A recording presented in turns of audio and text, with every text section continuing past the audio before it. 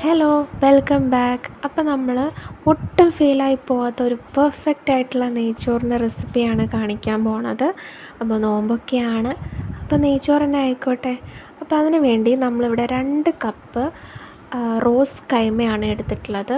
കൈമ എന്ന് പറയുമ്പോൾ കുഞ്ഞി അരിയാണ്, നല്ല മണമുള്ള, അതാണ് നല്ല അരി ആയിട്ട് വരുന്നത്.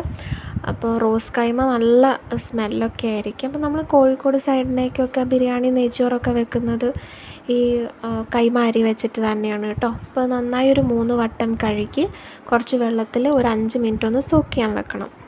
5 മിനിറ്റ് കഴിയുമ്പോൾ നിങ്ങൾ ഇതൊന്ന് ഒരു അരിപ്പയിലേക്ക് ഊറ്റിയിട്ട് മാറ്റി വയ്ക്കുക. അപ്പോൾ അതിൻ്റെ വെള്ളം മൊത്തം ഊറി അങ്ങ് പൊക്കോളും. ആ സമയത്ത് നമുക്കൊരു പാൻ അടുപ്പത്ത് വയ്ക്കാം. നോൺ സ്റ്റിക്ക് തന്നെ ചെയ്യുന്നതായിരിക്കും നല്ലത്, അതാകുമ്പോൾ നമുക്ക് അടിപൊളിയായിട്ട് കിട്ടും. അപ്പോൾ അതൊന്ന് ചൂടായി വരുന്ന സമയത്ത് അതിലേക്ക് നമ്മൾ 2 ടേബിൾ സ്പൂൺ സൺഫ്ലവർ ഓയിലും 2 ടേബിൾ സ്പൂൺ നെയ്യുമാണ് ചേർത്ത് കൊടുക്കുന്നത്. അപ്പോൾ അതൊന്ന് ചൂടായി വരുന്ന സമയത്തേക്ക് അതിലേക്ക് നമ്മൾ നമ്മുടെ വയന ഇല, അതുപോലെ തന്നെ ബേ ലീഫ് ഇട്ട, അതുപോലെ തന്നെ ഒരു 2 ഏലക്കായ, ഒരു 2-3 കറാമ്പൂ, ഒരു കഷ്ണം പട്ട, ഇത്രയും നമ്മൾ ചേർത്ത് കൊടുക്കണം. ഇവിടെ ഞാൻ നെയ്യ് 2 ടേബിൾ സ്പൂണാണ് ചേർത്തിട്ടുള്ളത്. നിങ്ങൾക്കിത് മൊത്തം വേണമെങ്കിൽ നെയ്യിൽ ചെയ്യാം, അപ്പോൾ നല്ല നെയ്യുടെ ടേസ്റ്റൊക്കെ ഉണ്ടാവും. ഞാനത് കുറയ്ക്കാൻ വേണ്ടിയിട്ടാണ് ഇപ്പം ഇത്രയും ഞാൻ ചേർത്തിട്ടുള്ളൂ. അപ്പോൾ അത് നന്നായി ഒന്ന് ചൂടായി വരുന്ന സമയത്ത് അതിലേക്ക് നമ്മൾ മീഡിയം സൈസിലെ സവാള നന്നായി കനം കുറഞ്ഞ് നേരിയതായിട്ട് അരിഞ്ഞത് നമ്മൾ 1 ടീസ്പൂൺ ഉപ്പും കൂടി ചേർത്ത് ഒന്ന് വഴറ്റിയെടുക്കണം. അതായത് ഒരു മീഡിയം വഴറ്റിയെടുത്താൽ മതിയാവും, വല്ലാതെ വഴറ്റിയെടുക്കേണ്ട ആവശ്യമില്ല കേട്ടോ. ഒരു പകുതി വഴറ്റിയെടുത്താൽ മതി.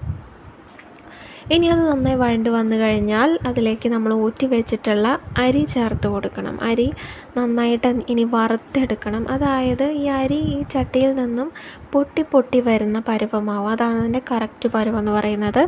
അതിലേക്ക് ഈ പരുവമായി കഴിഞ്ഞാൽ നമ്മൾ എത്ര അരിയാണോ എടുത്തിട്ടുള്ളത് അതേ ഗ്ലാസ്സിൽ, അരി എടുത്ത അതേ ഗ്ലാസ്സിൽ തന്നെ നമ്മൾ ഇരട്ടി വെള്ളം അളന്നെടുക്കണം. അതായത് ഇവിടെ ഇപ്പം ഞാൻ 2 കപ്പ് അരിയാണ് എടുത്തത്, അപ്പം 4 കപ്പ് വെള്ളമാണ് ഉപയോഗിക്കേണ്ടത്. പക്ഷേ ഞാനൊരു 3:45-നും 4-നും ഇടയിൽ വരെ വെള്ളം, അത്രയും ഞാൻ യൂസ് ചെയ്തത്. കറക്റ്റ് 4 കപ്പ് വെള്ളം ഞാൻ എടുത്തിട്ടില്ല, കുറച്ച് കുറവ് എടുത്താൽ മതി. അപ്പം എത്രയാണോ അരി എടുക്കുന്നത് അതിൻ്റെ ഇരട്ടി സെയിം ഗ്ലാസ്സിൽ, അതാണ് കണക്ക് കേട്ടോ. അപ്പം നന്നായിട്ട് ഒരു അരമുറി ചെറുനാരങ്ങ നീരും ഉപ്പ് വേണമെങ്കിൽ ഉപ്പും കൂടി ചേർത്ത് നന്നായി മിക്സ് ചെയ്ത് ഹൈ ഫ്ലെയിമിൽ മൂടി വെച്ചൊന്ന് തിള വരുന്നത് വരെ, തിള വന്ന് കഴിഞ്ഞ് കഴിഞ്ഞാൽ ലോ ടു മീഡിയം ഫ്ലെയിമിൽ ബാക്കി വേവിച്ചെടുക്കണം. ഓക്കെ, ഒരു 5 മിനിറ്റ് കഴിഞ്ഞൊന്ന് തുറന്ന് നോക്കിക്കോളൂ എന്താ അവസ്ഥ എന്നറിയാമല്ലോ.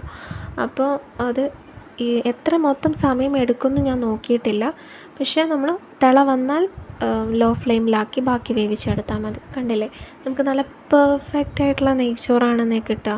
കാരണം നമുക്ക് ഒട്ടും ഫെയിലാവില്ല, നമ്മൾ ഒട്ടും തന്നെ അരി തമ്മിൽ കൂട്ടി ഒട്ടിപ്പിടിച്ച് പോയിട്ടില്ല, അതാണ് കൃത്യമായിട്ടുള്ള അളവിൽ നമുക്ക് കിട്ടുന്നത്.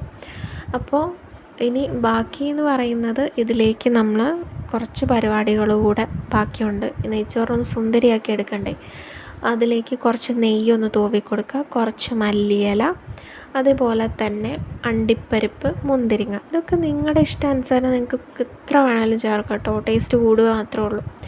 അണ്ടിപ്പരിപ്പ്, മുന്തിരിങ്ങ നെയ്യിൽ വറുത്തിട്ടാണ് നമ്മൾ ചേർക്കുന്നത്.